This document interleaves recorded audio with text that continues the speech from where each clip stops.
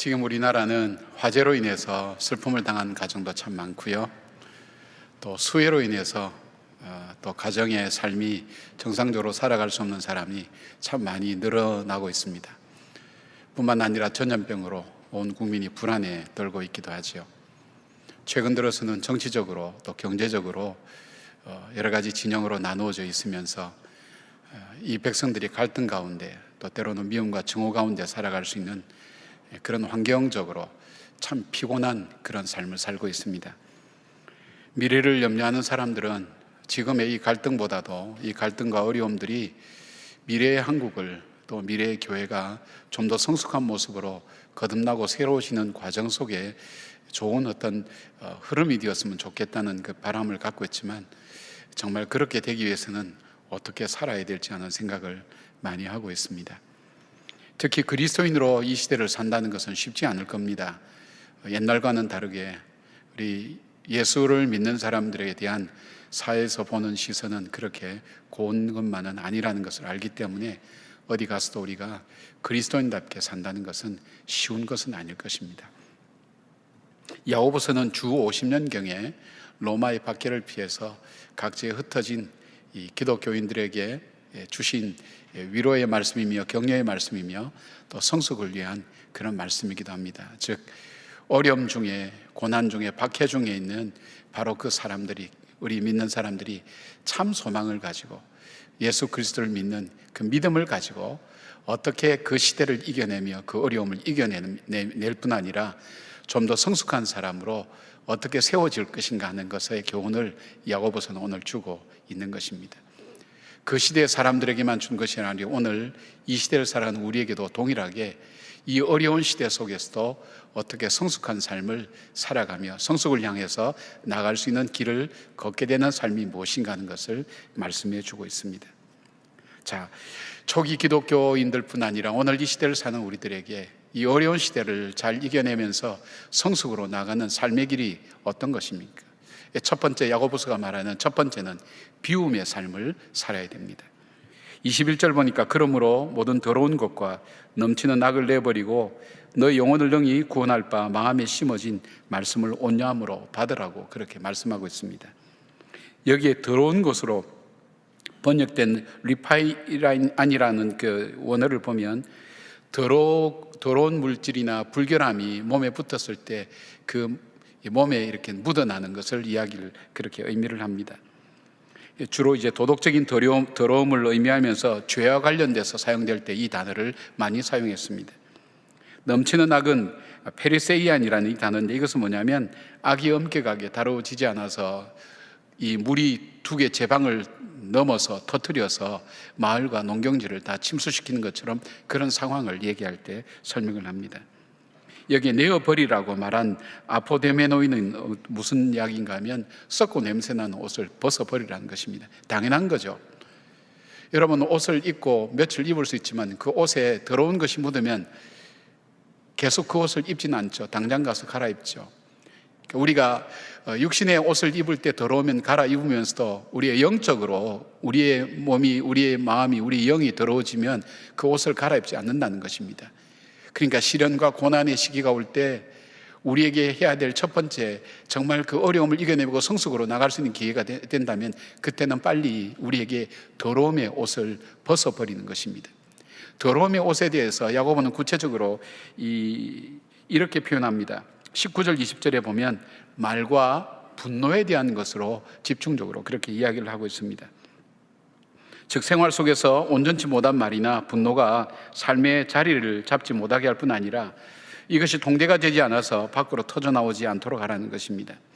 그 이유는 20절에 이렇게 말씀하고 있습니다. 사람이 성내는 것이 하나님의 의를 이루지 못함이라. 하나님의 의를 이루지 못하는 것, 쉽게 말하면 우리의 더러운 것은, 우리의 악한 것은 하나님의 의를 이루지 못하는 것이기 때문에 이것을 벗어버리고 비워가야 된다는 것을 말씀합니다. 야고보는 하나님의 의를 이루기 위해서 세 가지를 우리에게 말씀합니다. 듣기는 속회하고 말하기는 더디하고 성내기도 더디하라는 것입니다. 일반적으로 우리가 인간관계를 맺어나갈 때 귀는 두 개고 입을 하나 주신 이유는 많이 듣고 말은 적게 하라는 그런 의미에서 사람들의 말을 잘 경청할 수 있는 것, 그리고 말은 적게 할 수 있는 것, 그리고 자기에게 화가 나는 그 분노가 속상함이 있어도 그것을 폭발시키지 않고 잘 표현하는 것, 바로 이것이 바로 이 덕을 이루는, 하나님의 의를 이루는 것이라고 그렇게 설명할 수 있습니다만은, 여기 더 본질적인 것이 뭐가 있냐면, 하나님의 의를 이루는 것, 이것은 뭐냐면 모든 일에 하나님의 계획과 뜻이 있다는 것입니다. 그래서 우리가 제일 먼저 들어야 되는 것이 뭐냐면 하나님의 말씀을 먼저 들어야 된다는 것입니다. 그러니까 우리가 어렵고 힘들 때, 그리고 우리가 고난과 시련이 올 때 우리는 의지적으로 어디로 달려가야 되는가 하면 하나님 말씀을 듣는 곳으로 달려가야 됩니다. 나를 향한 하나님의 뜻이 무엇인가를 들을 줄 아는 그 귀를 열고 하나님 앞에 나가야 된다는 것입니다. 그 다음에 또한 우리가 분노나 화를 내지 않은 이유 중에 하나는, 모든 일에 하나님 뜻이 있습니다. 우리가 분노나 화를 내는 이유는 자기 의라는 것이 있습니다. 자기의 인생 기준이라는 게 있습니다. 이걸 자기 신념이라고 얘기하는데, 이 신념과 맞지 않으면 우리는 화가 나고 분노가 일어나게 되어 있습니다. 그걸 터뜨리게 되어 있습니다. 그러나 모든 일에는 하나님의 뜻이 있기 때문에 그 뜻을 이루기 위해서 우리가 하나님 말씀을 먼저 우선적으로 듣고, 자기의 분이 나고 화가 나는 대로 살아가지 말고 하나님의 의를 이루는 삶이 무엇인가를 갖출 줄 알고 다룰 줄 아는 바로 그 삶을 덧입는 것을 말하는 것입니다.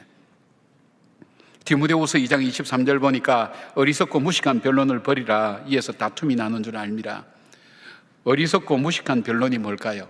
자기 중심적이고 자기 생각에 젖어 있는 사람들의 언어와 대화라고 그렇게 볼 수 있습니다. 열왕기하 5장에 보면 이 아람 군대에 나만 장군이라는 분이 있었습니다.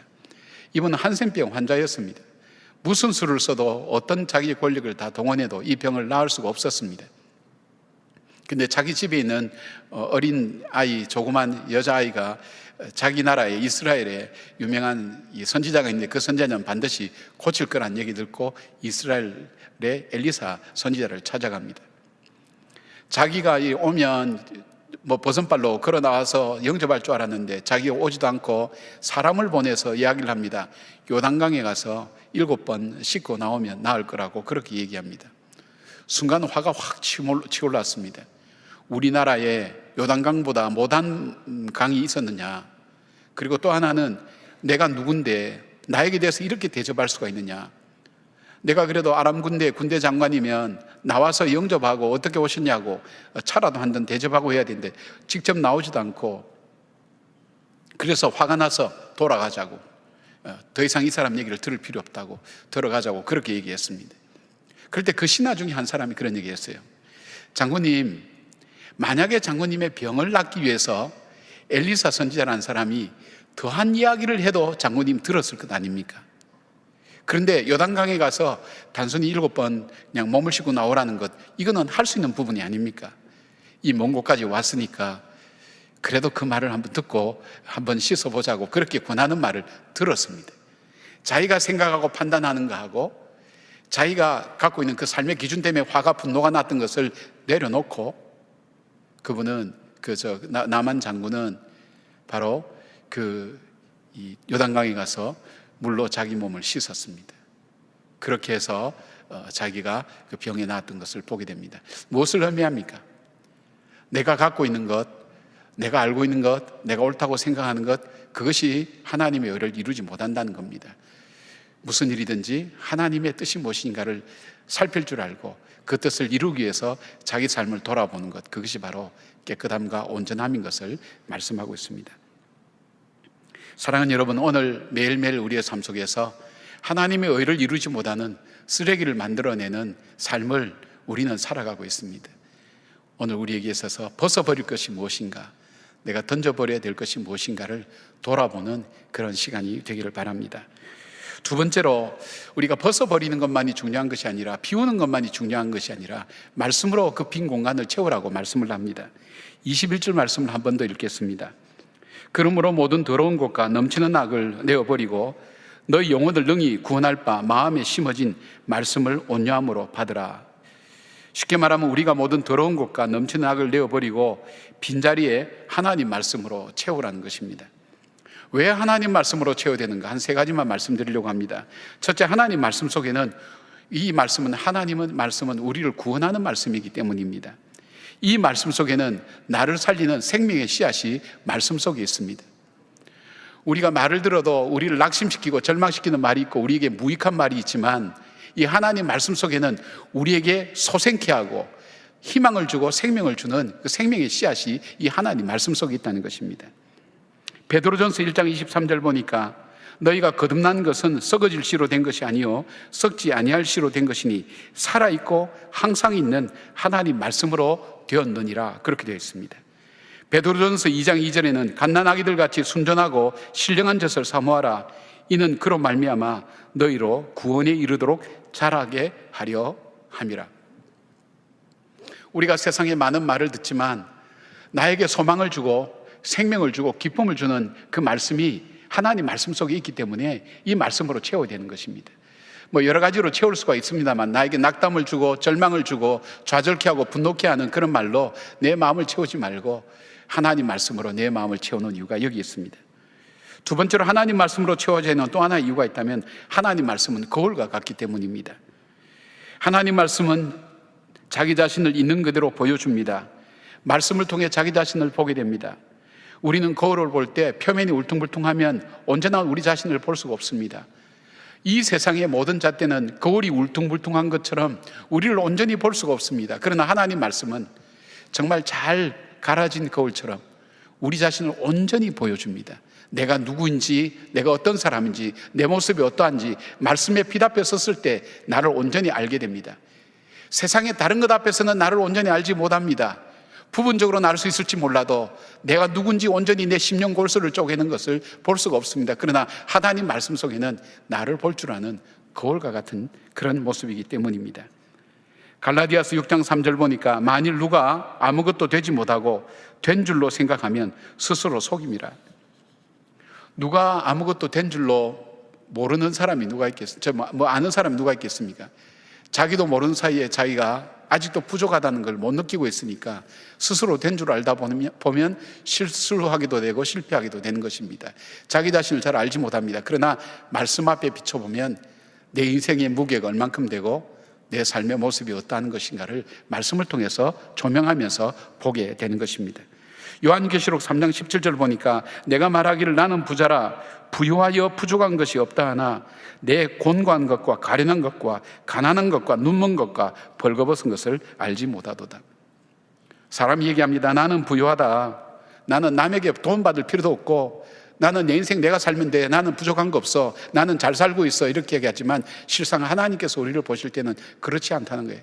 정말 너야말로 가난하고, 왜냐하면 있어야 될 것이 없으니까 가난하고, 너야말로 연약하고 볼 것을 보지 못하는 눈먼 것과 얼마나 너가 수치스러운 삶을 살고 있는지를 알지 못하는 바로 그 모습이 바로 너 모습이라는 것입니다. 근데 이것이 어디에서 나타난다고요? 하나님 말씀을 볼 때 그 말씀을 통해서 그것이 드러나는 겁니다. 우리가 우리 자신을 볼 때 내가 이런 부분에 잘못이 있다 그러면 나를 살펴서 새롭게 하지 않겠습니까? 그러나 그것을 모르면 계속해서 다니는 것입니다.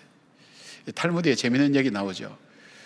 굴뚝에 청소로 들어갔을 때 굴뚝에 들어가서 이 더러운 것이 많이 묻은 사람이 먼저 씻겠는지 더러운 것이 적게 묻은 사람이 씻겠는지 이렇게 물어봅니다.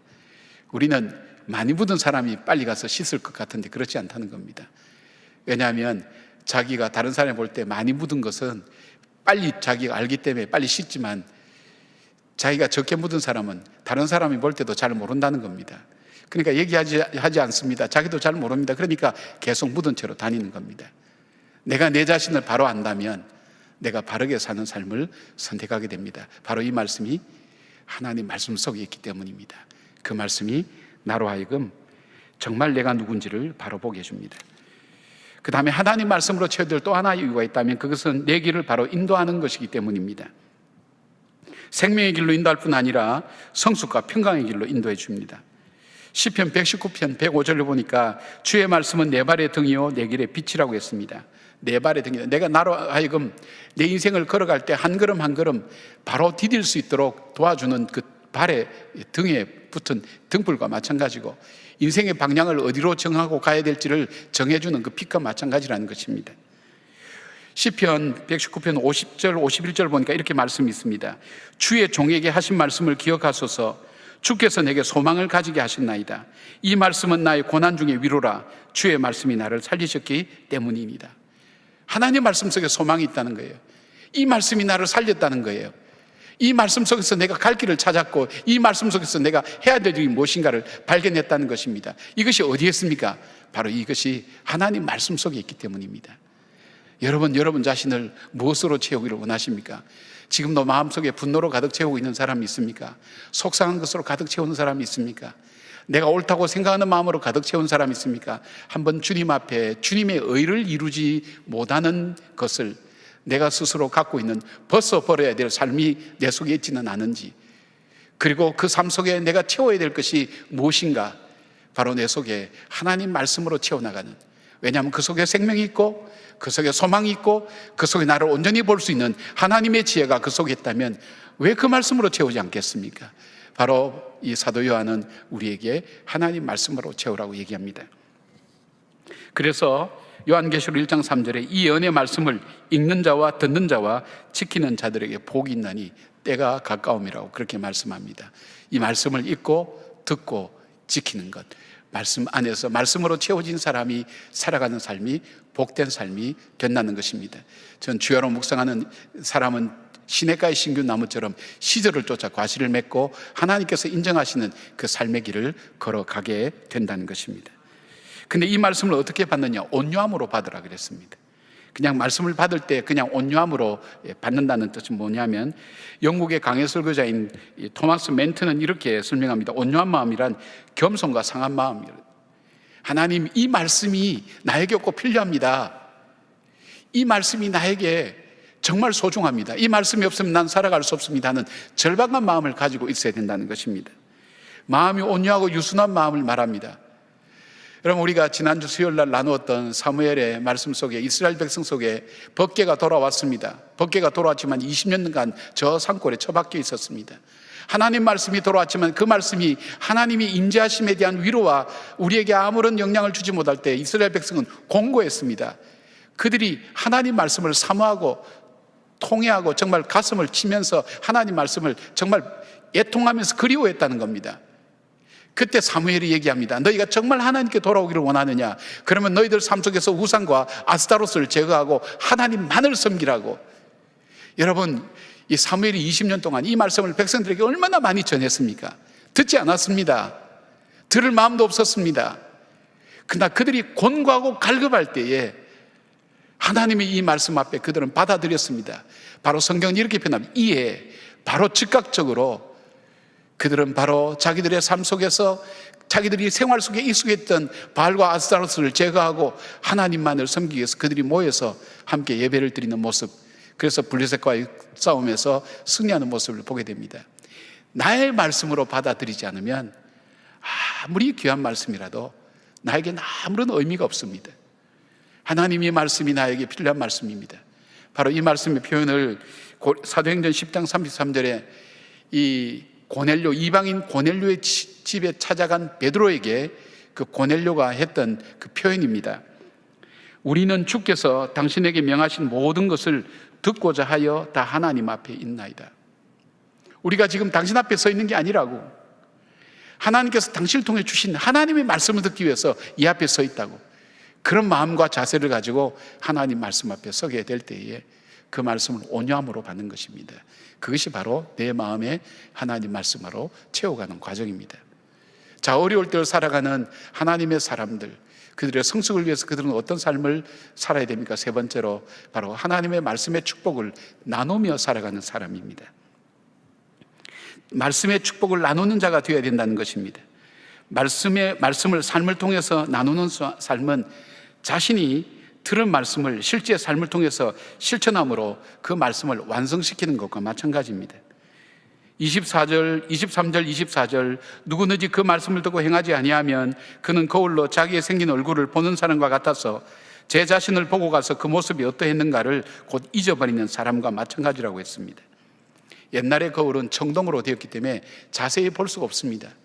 그래서 자세히 보지 않으면 대충 보면 자기 모양이 어떠한지 쉽게 가서 잊어버립니다. 그러나 자세히 보게 되면 자기 모습을 고치게 되어 있습니다. 마찬가지입니다. 하나님 말씀을 진지하게 받은 사람의 삶의 특징은 그 말씀을 들은 데서 끝나지 않고 그것을 생활과 삶 가운데 당장 나의 삶 속에 적용하고 나타낸다는 것입니다. 혹시 여러분 속에 지금 분노가 있습니까? 그 분노를 바로 적용해 보십시오. 내가 하나님의 의를 이루는 분노인가? 그걸 지금 여기 앉아서도 바로 적용할 수가 있는 겁니다. 생활 속에서 이 말씀을 하나하나 적용해 가는 사람, 그것은 바로 하나님의 말씀을, 그 축복의 말씀을 나누는 삶, 거기에서 하나님 말씀은 완성이 되어지는 것입니다. 하나님 말씀을 나눠야 될 그 이유 중에 한 두 가지를 찾아보면, 하나님 말씀을 나눌 때에 하나님께서 우리에게 예비하신 축복을 받게 되는 기회가 되는 것입니다. 성경은 하나님 말씀은 이렇게 얘기합니다. 말씀을 듣지 않는 사람이 어리석은 사람이 아니라 말씀을 듣고 행하지 않는 사람이 어리석은 사람이라고 했습니다. 왜 어리석었다고 그랬을까요? 듣지 않으면 아예 모릅니다. 그러나 들었는데도 불구하고, 기회가 주어졌는데도 불구하고 그 기회를 놓치는 사람이 어리석은 사람이라는 것입니다. 내가 말씀을 적용할 때, 실천할 때 말씀이 주시는 그 축복을 내가 누릴 수 있고, 이 축복이 나만의 축복이 아니라 이웃과 나누어지는 축복으로 점점 확대된다는 것입니다. 또 하나 이 말씀의 축복을 나눠야 될 이유는 이 참된 경건의 삶이 바로 말씀을 실천하고 나눌 때 이루어지는 것입니다.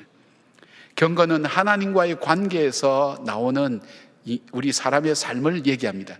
경건한 삶은 하나님과의 관계에서 오는 삶입니다. 그 경건한 삶은, 하나님과의 관계에서 나오는 삶은 내가 알고만 있고 입으로만 이야기하는 것에 있는 것이 아니라 실제 내 삶을 통해서 증거하고 나타낼 때, 그때서 비로소 이 경건의 삶이 이루어지는 것을 말합니다.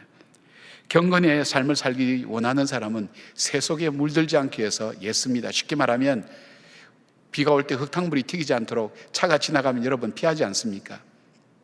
그 다음에 흰 빨래와 검은 빨래를 섞어서 함께 세탁하지도 않지 않습니까? 그런데 그럴 수 없는 세상이지 않습니까? 우리가 조심하지 않으면 언제나 세속적인 물이 튀기기도 하고 세속적인 물이 우리 삶에 배일 수밖에 없습니다. 그러나 경건한 사람은, 하나님의 의를 이루고 하나님 뜻을 이루기를 원하는 사람은 자기 자신을 잘 살펴서 세속에 물들지 않게 하는데, 세속에 물들지 않는 것은 하나님 말씀을 내가 생활 속에서 바로바로 실천하고 그 말씀의 축복을 나누는 삶이 된다는 것입니다. 내가 경건한 삶을 살기 위해서 수도원에 가고 기도원에 가는 것만이 아니라 일상생활을 통해서 작지만 그 말씀을 묵상하며 그 말씀을 내 생활 속에서 내가 적용하고 적용한 말씀을 나눌 때에 하나님의 축복, 그리고 하나님과의 관계에서 오는 복된 경건한 삶이 우리의 삶을 통해 이루어지는 것을 말합니다. 한 의사가 아프리카의 어떤 외진 마을에 의료봉사를 가게 되었습니다. 거기에서 지내다가 외국에서 선진 축산 기술을 배우고 온 한 청년과 교제하게 되었습니다. 근데 이제 그 마을에는 독특한 결혼 풍습이 있었는데, 청혼을 할 때 남자가 암소를 끌고 이 처녀의 집에 가서 자, 이 암소를 받고 딸을 주세요라고 말하는 그런 이 관습이 있었습니다. 근데 이게 이 신부에 따라서 이 암소의 마리수가 달라지는 거예요. 괜찮은 사람은, 아주 특등 신부감은 암소 3마리, 좀 괜찮은 신부는 암소 2마리, 그냥 보통 신부는 암소 1마리면 된다는 것입니다. 여러분은 암소 몇 마리에 청혼을 받을 것 같습니까? 네.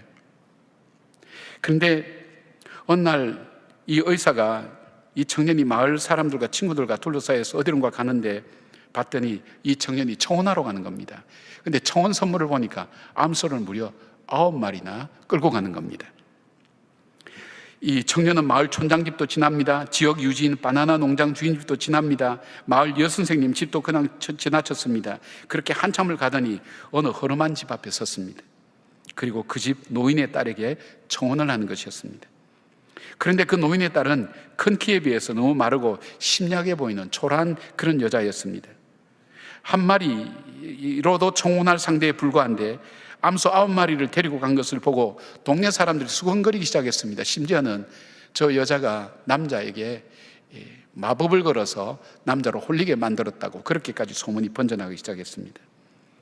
그 뒤로 의사는 자기의 어떤 봉사기간을 끝내고 본국으로 돌아왔습니다. 본국에서 생활을 하면서 계속 그 생각이 나는 거예요. 왜 9마리나 무려 갖고 갔을까? 그러다 세월이 좀 지났고 자기가 세월이 지난 다음에 휴가를 얻어서 그 마을을 다시 한번 방문하게 됐습니다. 갔더니 그 청년은 아주 훌륭한 사업가가 되어 있었습니다. 오랜만에 만나서 그 집에 초대받아서 저녁 식사를 초대받아서 가게 되었습니다. 그리고 대화하는 중에 물어봤습니다.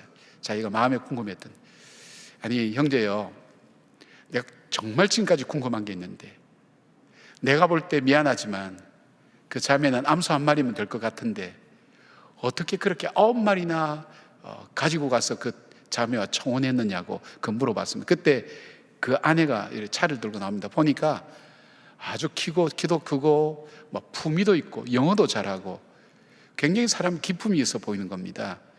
그렇지, 그 여자하고는 결혼 안 했지, 저 사람이야말로 지금 이 사람과 얼마나 하지. 그런데 이제 그 청년이, 그 사업가가 얘기하는 겁니다. 빙그레 웃으면서 얘기합니다. 저는 제가 어렸을 때부터 제 아내와 결혼하기를 원했고 또 그렇게 약속을 했습니다. 아시다시피 저희 마을에는 몇 마리의 암소를 받았느냐가 여자들 세계에서는 중요한 문제였습니다. 저도 그런 관습을 무시할 수 없어서 암소를 몰고 갔습니다. 사실 제 아내는 암소 1마리면 충분히 혼인승낙을 받을 수 있었습니다. 그러나 제가 정말 사랑한 여인이 스스로 자신의 가치를 1마리의 암소값에 한정하고 평생을 사는 것을 원치 않았습니다. 자신을 2마리나 3마리 받은 다른 여자들과 비교하면서 움츠러서 살도록 그렇게 두고 싶지도 않았습니다. 청혼할 때 몇 마리의 암소를 받았느냐가 평생 동안 자기 가치를 결정할 수 있기 때문에 저는 3마리를 훨씬 뛰어넘는 9마리를 생각해 낸 것입니다. 저는 결혼하고 나서 아내에게 공부하라고 얘기한 적도 없습니다. 아내로 하여금 외모를 꾸미라고 얘기한 적도 없습니다. 교양을 쌓으라고 얘기한 적도 없습니다. 그냥 저는 아내를 사랑한다고 했고 있는 그대로 아내를 그대로 사랑했습니다. 근데 어느 날부터 이 아내가 나의 뜻을 받아들이기 시작했습니다. 내가 정말 9마리의 암소 9마리의 가치가 있는 여자인가? 스스로 그것을 받아들이기 시작하면서 그렇다면 내가 그 가치 있는 삶을 살아야 될 것이 아닌가? 그렇게 하면서 스스로 공부하기 시작했습니다. 자기 자신이 옛날에 보잘것없다고 생각되던 옛 모습을 하나씩 던져버리고 9마리의 가치 있는, 정말 품위 있는 여성으로, 품위 있는 사람으로 자기 자신을 갖고 가기 시작합니다. 운동도 하고 자기 여러 가지 건강관리도 하고 자기 삶을 정결하게 하고 어려운 사람도 도와주고, 그리고 마을 사람들이 수군대고 조롱하던 그 사람들이 바뀌어서 저 사람은 정말 9마리의 암소에 받을 만한 가치가 있는 사람이라는 것을 인정하게 되었다는 것입니다. 여러분, 우리는 정말 아까 우스갯말로 했지만 암소 1마리라도 받을 수 있는 가치가 있는 사람이었을까요? 성경은 우리에게 너희는 허물과 죄로 죽었다고 했습니다. 죽은 사람은 가치가 없습니다. 그리고 본질상 진노의 자식이라고, 하는 일마다 하나님의 진노를 유발하는 사람이라는 것입니다. 가치가 없는 존재입니다. 그런데 우리는 암소 9마리보다 더 소중한 예수 그리스도의 보혈의 피로 우리는 구속함을 받았습니다. 쉽게 말하면 우리 하나님의 청혼을 받은 겁니다. 우리는 그만한 가치가 있다는 것입니다. 바로 이 형제가 자기 아내에게 너는 내가 이만큼 9마리를 줬으니까 공부를 해야 돼, 너는 잘 살아야 돼, 너는 멋있게 살아야 돼, 그 얘기하지 않았습니다. 하나님 우리에게 너 잘 살아야 된다, 멋있게 살아야 된다, 복되게 살아야 된다, 그거 우리에게 강요하지 않습니다. 하나님께서는 우리가 행복하게 살기를 원하고 우리에게 사랑한다고만 말씀하시고 우리가 지금 더 복된 삶으로 사는 삶이 무엇인가를 우리에게 말씀할 뿐입니다. 우리에게 강요한 적이 없습니다. 율법을 거두어드렸습니다. 우리 그걸 은혜라고 얘기합니다. 그 은혜를 가지고 오늘 우리는 살아가고 있습니다. 성숙은 강제조항이 아닙니다. 성숙은 자기의 가치를 깨달은 사람이 자기의 옛날 것을, 가치 없는 것, 낡은 것을 버리고 새 것, 새로운 것, 아름답고 귀한 것을 향해서 선택해가는 삶이 성숙의 삶입니다. 우리를 병들게 만들고 우리를 상하게 만들고 관계를 무너지게 만들었던 우리의 더러운 것과 악한 것, 그것을 우리 속에서 이제는 벗어버리고 비워버리고 하나님의 말씀으로 채우면서 그 말씀이 나에게 주시는 것을 생활과 삶 가운데 하나씩 적용하면서 살아갈 때 우리는 우리도 모르는 사이에 어느덧 예수 그리스도의 장성한 분량으로 성장해 가고 이 고난과 시련만이 아니라 우리를 더욱더 아름다운 하나님 사람으로 만들어가는 그 과정의 여정이 될 것입니다. 그 여정 속에 살아가는 저와 여러분들이 서로 격려하며 하나님 말씀으로 권면하고 그리고 내게 주신 그 가치, 아들을 십자가에 못 박으면서까지 가치 없는 나를 살려주신 소중한 나 자신을 다시 발견하면서 옛것을 던져버리고 하나님의 새로운 사람을 잊고 믿음으로 걸어가는 우리 성도들 되시기를 주의 이름으로 축원합니다. 아멘. 기도하겠습니다. 하나님, 소 한 마리 값도 되지 않는 저희들을 하나님께서는 독생자 아들 예수 그리스도를 우리에게 주셔서 우리를 구원해 주셨습니다. 참 소망을 주셨습니다. 우리에겐 믿어지지 않는 이 꿈과 같은 이 모든 것, 그래서 하나님의 은혜요 선물이라고 우리는 표현할 수밖에 없습니다.